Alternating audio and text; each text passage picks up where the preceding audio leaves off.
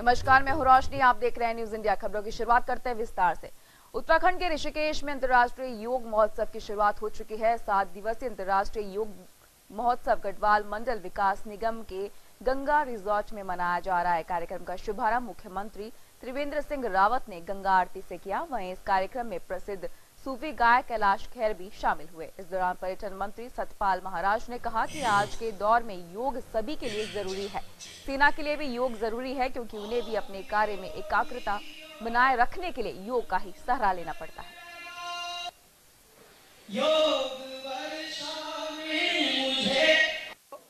एक आसन का मैं आज परिचय दूंगा और वो आसन है गा आसन।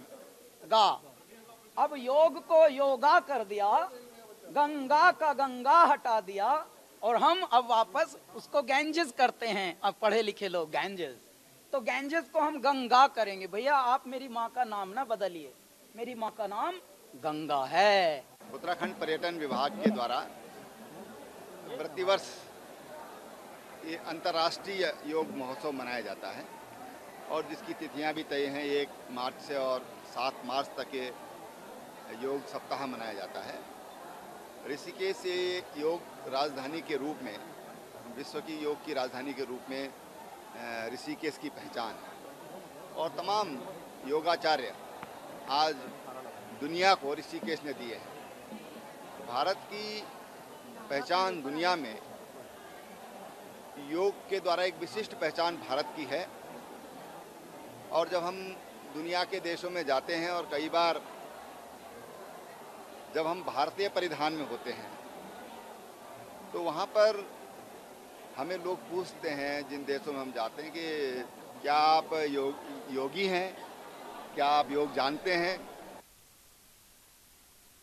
केंद्र और राज्य सरकार द्वारा सोलर एनर्जी से बिजली के उत्पादन को बढ़ाने के लिए कई तरह की योजनाएं चला रही हैं। प्रधानमंत्री नरेंद्र मोदी के मिशन 2022 तक 100 GW बिजली और सौर ऊर्जा से उत्पादन करने में एप्रो कंपनी का ये एक बड़ा योगदान होगा। प्रधानमंत्री के सपने को साकार करते हुए रुड़की के BSM के पास एप्रो क्लिनिक का उद्घाटन बीजेपी विधायक प्रदीप बत्रा ने किया। इस मौके पर विधायक प्रदीप बत्रा को शॉल उठाकर सम्मानित किया गया।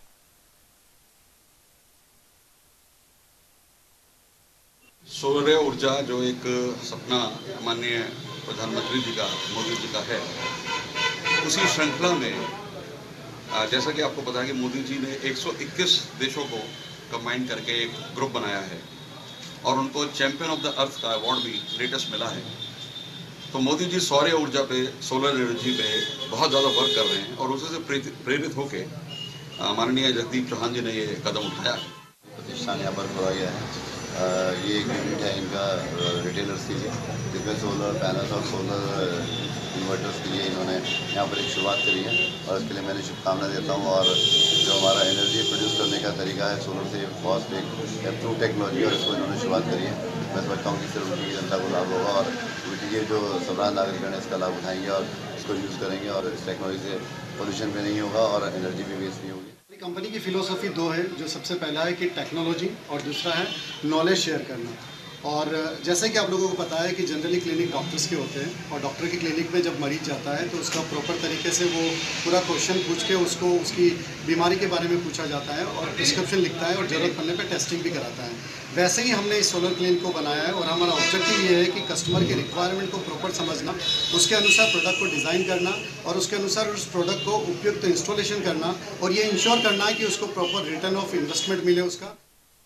उत्तराखंड के सितारगंज में अंतर्राष्ट्रीय नायक मानवाधिकार संघ के राष्ट्रीय अध्यक्ष अफरोज अली ने सैयद सिराज अहमद को उत्तराखंड का प्रदेश अध्यक्ष बनाया है। प्रदेश अध्यक्ष बनने के बाद सैयद सिराज अहमद पहली बार सितारगंज पहुंचे, जहां उनका क्षेत्र के लोगों ने फूल मालाओं से स्वागत किया। इस दौरान नवनियुक्त प्रदेश अध्यक्ष ने बताया कि हमारे संगठन का कार्य मजलूम और परेशान लोगों के लिए मदद करना है। साथ ही कहा कि शहीद हुए जवानों के परिवारों के साथ हमारा संगठन खड़ा है। देश का हर नागरिक देश पर कुर्बान होने के लिए तैयार है।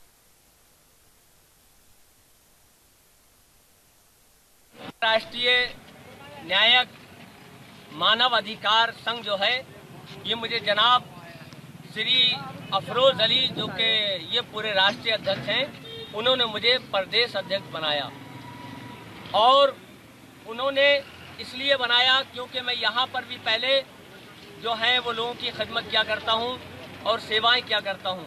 लिहाजा अब आगे आज से मुझे पूरे प्रदेश का जो अध्यक्ष बनाया गया है तो मैं उन आवाज़ों के साथ आवाज़ उठाऊंगा जो अब तक आवाज़ें दबी थी।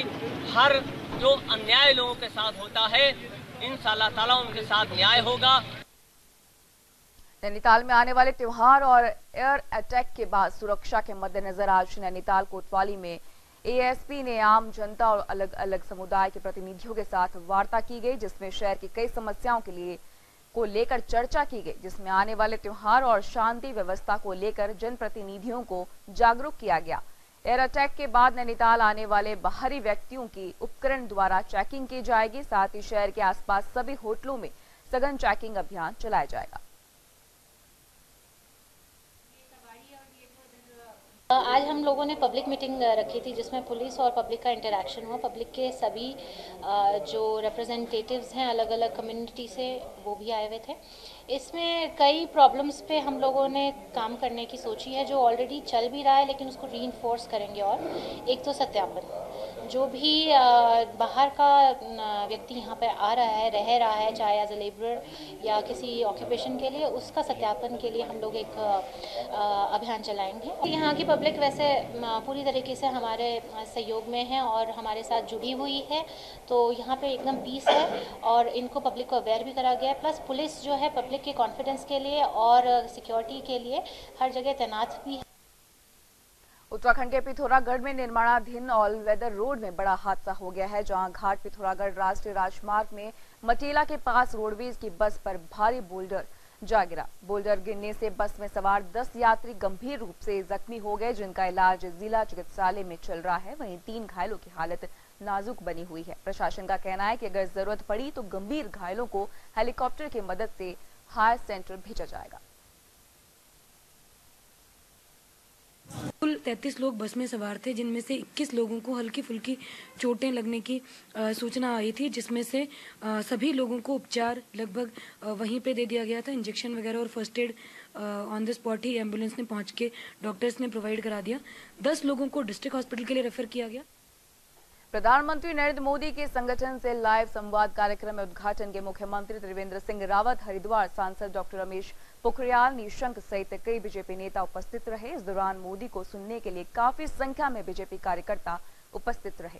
सीएम ने कहा कि इस संवाद कार्यक्रम से बीजेपी कार्यकर्ता खासे उत्साहित हैं। उन्होंने देश की जनता से सीधे संवाद करने के लिए प्रधानमंत्री मोदी का आभार जताते हुए कहा कि पूरे देश में 2 करोड़ से अधिक लोगों ने सीधे मोदी से संवाद किया, जिससे कार्यकर्ता कहां से उत्साहित है।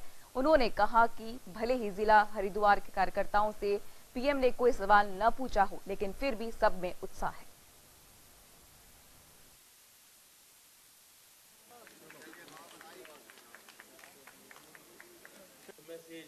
से ज्यादा लोग अपने सुझाव दें। करोड़ों देशवासियों का, जनता का संकल्प पत्र बन जाएगा। लोगों को जोड़े, समाज का कोई वर्ग, समाज जरा सी चुप से फिर से अपनी जी पार्टी के कार्यकर्ताओं के लिए इतना समय उन्होंने निकाला और आज देश भर में कम से कम मुझे लगता है कि 2 करोड़ से ज़्यादा कार्यकर्ताओं से उन्होंने सीधा संवाद किया है। ये भारतीय जनता पार्टी की खासियत है। यहाँ कार्यकर्ता को कितना महत्व दिया जाता है। देश का प्रधानमंत्री भी अपने बूथ लेवल के कार्यकर्ताओं से सीधे बातचीत करता है। मैं समझता हूँ इससे पार्टी की बहुत ताकत बढ़ती है और जो संदेश समय देशकाल परिस्थिति के अनुसार मिलना चाहिए, वो संदेश इस तरह के संवाद के कार्यक्रमों से कार्यकर्ताओं को भी मिला है और देशवासियों को भी मिला है। तो उसमें थोड़ी सी मायूसी कार्यकर्ताओं के दिल में हो सकती है। जिन जिलों को नंबर मिला उन जिलों के अंदर थोड़ा सा उत्साह ज़्यादा होगा। हरिद्वार के अंदर अगर थोड़ा सा उत्साह कम है तो उसके लिए दोबारा जब ये कॉन्फ्रेंस की जाएगी तो हम भी अपने संगठन के द्वारा अपने प्रदेश अध्यक्ष, अपने जिलाध्यक्ष जी हैं, उनके माध्यम से बात पहुँचाएंगे कि अगली बार हरिद्वार के लोगों को भी ये मौका मिले कि वो भी इस तरीके से संवाद कर पाए। उत्तराखंड के विषय में पूछा जाना चाहिए था, लेकिन पूरे देश के अंदर इतने सारे प्रदेश हैं, इतने सारे जिले हैं, उसमें कहीं ना कहीं कोई तकनीकी दिक्कत रही होगी या कोई बात रही होगी। सवाल नहीं पूछ पाए, थोड़ी सी मायूसी कार्यकर्ताओं के अंदर हो सकती है, लेकिन खुशी है कि आज देश का ऐसा प्रधानमंत्री है जो अपने लोगों के साथ, अपने मंडल के लोगों के साथ, अपने जिले के लोगों के साथ संवाद करने ऐसा विषय उन्होंने अपने दिमाग में ये बात सोची, तो हमें गर्व है उन पर प्रधानमंत्री होने का। देखिए, निश्चित तौर पर कार्यकर्ताओं के अंदर उत्साह था, जोश था, व्यवस्थाएं की गई थी कि सवाल पूछने की, और चूंकि इतना बड़ा भारत है, जगह जगह पे कार्यक्रम की एक अपनी समय सीमा है। उस समय सीमा के अधीन जहाँ जहाँ कार्यक्रम, जहाँ जहाँ सवाल पूछे जा सकते थे, प्रधानमंत्री जी ने बाकायदा सवाल पूछकर बहुत उत्साहजनक जवाब भी दिया। लेकिन चूंकि हरिद्वार उत्तराखंड के अंदर आज यहाँ लोग एकत्रित थे, तो मुझे लगता है इस प्रकार का कार्यक्रम भविष्य में भी संगठन बनाएगा तो उस चीज का लाभ यहाँ के लोगों को मिलेगा। उत्तराखंड के कोटद्वार में महाशिवरात्रि और होली के पर्व को लेकर जिलाधिकारी ने सामाजिक संगठनों और धर्मगुरुओं के साथ बैठक ली। इस दौरान उन्होंने सभी को एक साथ मिलकर त्योहार मनाने की बात कही। साथ ही कहा कि त्योहार को किसी भी तरीके से खराब नहीं होने दिया जाएगा। इसी के लिए चाहे पुलिस को कितनी भी कड़ी कार्रवाई करनी पड़े। बैठक में अवैध शराब स्मैक पर अतिक्रमण और डीजे बजाने वालों की शिकायत छाई रही। बैठक में वरिष्ठ पुलिस अधीक्षक दलीप सिंह कुंवर ने कहा कि किसी भी हालत में जिले के अंदर सामाजिक माहौल खराब नहीं होने दिया जाएगा।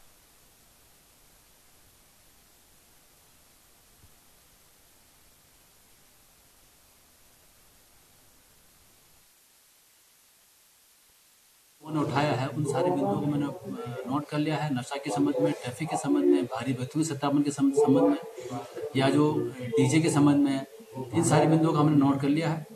सारे बिंदुओं को हम अक्सर से उस पर जो भी कार्रवाई, यथोचित कार्रवाई होनी है वो की जाएगी। और किसी भी स्तर से कोई व्यक्ति भ्रम की स्थिति में अफवाह न फैलाए, कोई किसी के धार्मिक,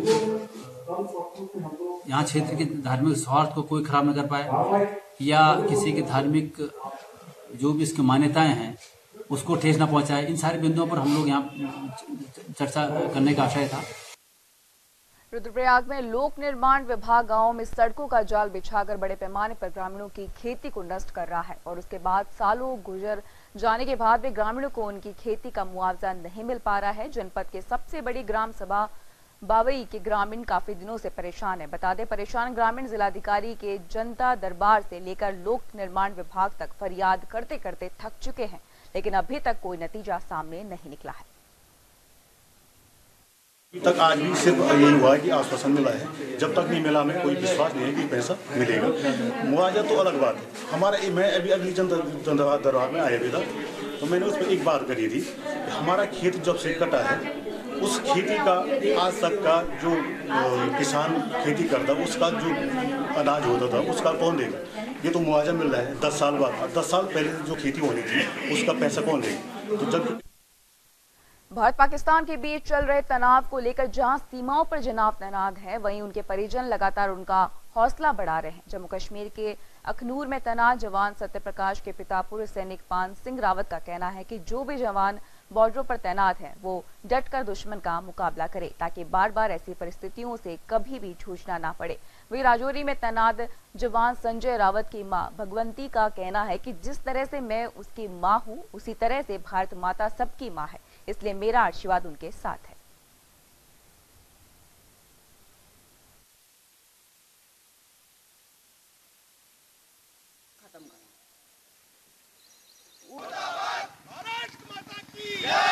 मैं यही बोल रही हूँ, बेटा एक भारत के नागरिक हो, हमारा बेटा हो, तो मैं माँ हूँ, मैं कभी ये नहीं चाहूंगी मेरा बेटा खाली रहे।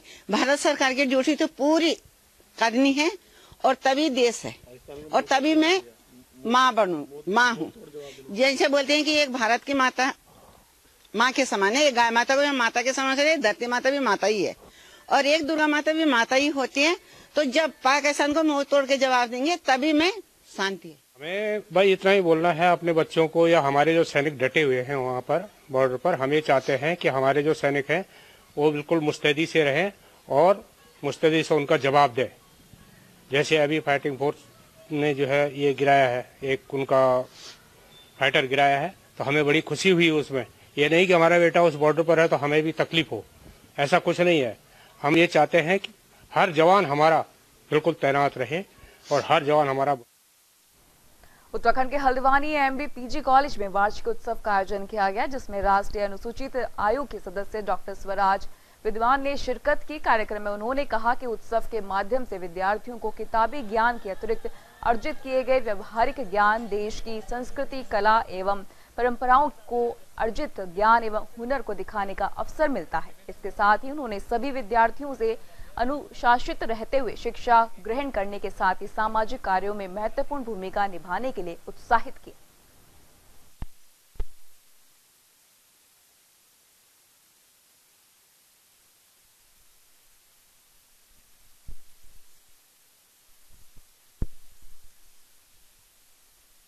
युवा वर्ग के लिए तो उनकी बहुत जिम्मेदारियां हैं और वास्तव में जब युवा वर्ग आगे आता है किसी भी कार्य के लिए तभी वह कार्य संपन्न हो पाता है। इसलिए युवाओं पे समाज की बहुत बड़ी जिम्मेदारी है। उत्तराखंड में भी सेकेंडरी और सीनियर सेकेंडरी की परीक्षाएं शुरू हो गई हैं। वहीं चमोली के 14,665 छात्र छात्राएं इस परीक्षा में शामिल होंगे। प्रशासन और शिक्षा विभाग की तरफ से 110 परीक्षा सेंटर बनाए गए हैं। परीक्षा को सफलतापूर्वक संचालन करने के लिए विभिन्न केंद्रों पर फ्लाइंग स्क्वाड और छोटे छोटे सेंटरों पर कई दल तैनात किए गए हैं। शिक्षा अधिकारी ने बताया कि चमोली के सभी ब्लॉकों में तहसील और खंड स्तर के अधिकारियों को जिम्मेदारी सौंपी गई है ताकि परीक्षा में किसी भी तरह का व्यवधान न हो। हमारे बोर्ड एग्जाम शुरू हैं और हम पूरी उत्सुकता के साथ अपने एग्जाम देने जा रहे हैं और पूरी कोशिश रहेगी कि हम अच्छा दें अपना पेपर और अच्छे से पूरा कंप्लीट करके आए। उत्तराखंड के पुरी के मोतीबाग सांगुड़ा में उद्यान विभाग ने एक जनपद स्तरीय संगोष्ठी का आयोजन किया। यह संगोष्ठी प्रगतिशील किसान विद्यादत्त शर्मा द्वारा पैदा किए गए मूला के रिकॉर्ड मूल्यांकन के उपलक्ष्य में आयोजित की गई। मूल्यांकन में प्रगतिशील किसान विद्यादत्त द्वारा पैदा किए गए मूला 22 किलो 750 ग्राम निकला, जिसे राष्ट्रीय रिकॉर्ड बताया जा रहा है। संगोष्ठी में क्षेत्रीय विधायक मुकेश कोहली ने भी प्रतिभाग करते हुए कहा कि खेती में काम कर रहे किसान रिकॉर्ड स्थापित कर रहे हैं, लेकिन दुर्भाग्य से लोग कृषि करना छोड़ रहे हैं, जो दुर्भाग्यपूर्ण है।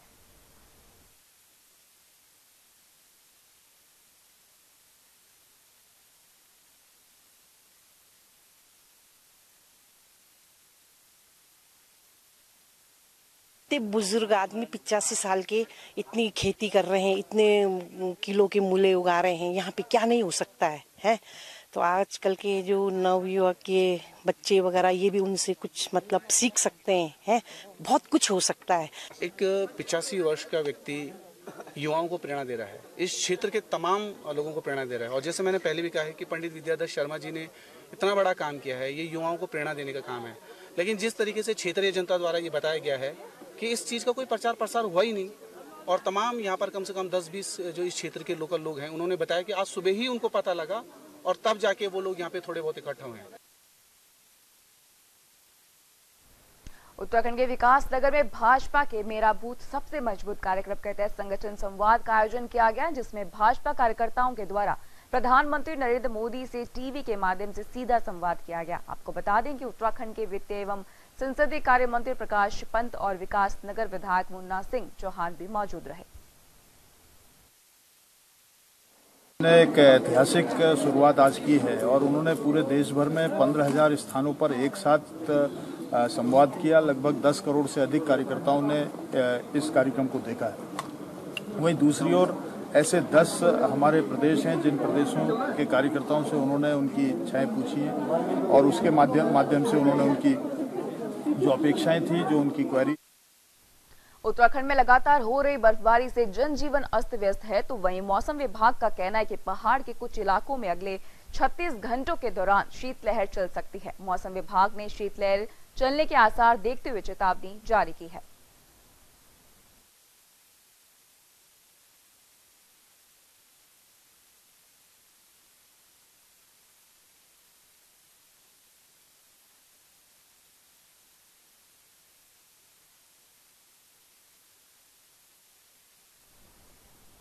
भाजपा युवा मोर्चा के मंडल अध्यक्ष गौरव त्यागी की स्कूटी पर एक चोर ने हाथ साफ कर दिया। आपको बता दें कि चोरी की ये करतूत सीसीटीवी कैमरे में कैद हो गई। पुलिस सीसीटीवी फुटेज के आधार पर चोर की तलाश में जुट गई है।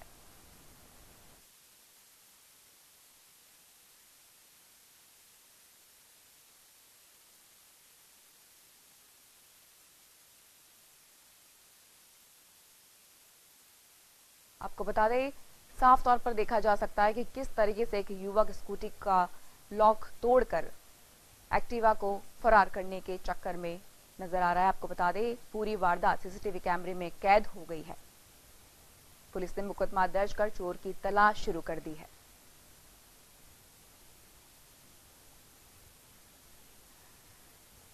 आप वीडियो में साफ तौर पर देख सकते हैं किस तरीके से दो चोर हैं वो एक्टिवा को उठाकर लेके जा रहे हैं।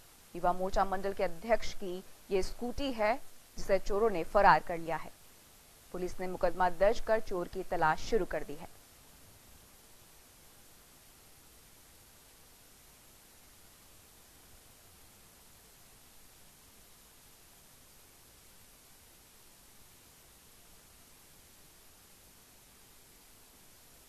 देहरादून में सुरक्षा के लिहाज से अति संवेदनशील समझे जाने वाले दून में रेलवे और बस स्टैंड पर सुरक्षा बढ़ा दी गई है।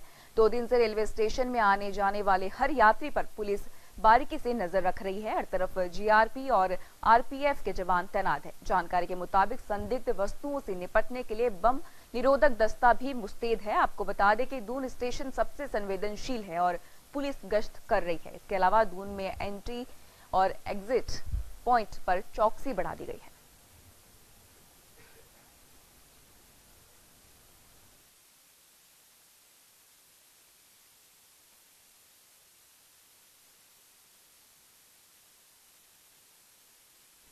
Uttarakhand board of school education UPSC की ओर से होने वाली 10वीं और 12वीं की कक्षा की परीक्षा आज से शुरू हो गई है। जहां 1 मार्च से 12वीं बोर्ड की परीक्षा शुरू हो गई है, तो वहीं 10 का पहला पेपर 2 मार्च को होगा। पहले दिन 12वीं बोर्ड की परीक्षा की शुरुआत हिंदी के पेपर से हुई। परीक्षाओं को लेकर बोर्ड प्रशासन ने सभी तैयारियां पूरी कर ली है। सभी जिलों के कंट्रोल रूमों को भी अलर्ट कर दिया गया है। बता दें कि उत्तराखंड बोर्ड की परीक्षा के लिए सभी को दिशा निर्देश जारी कर दिए गए हैं।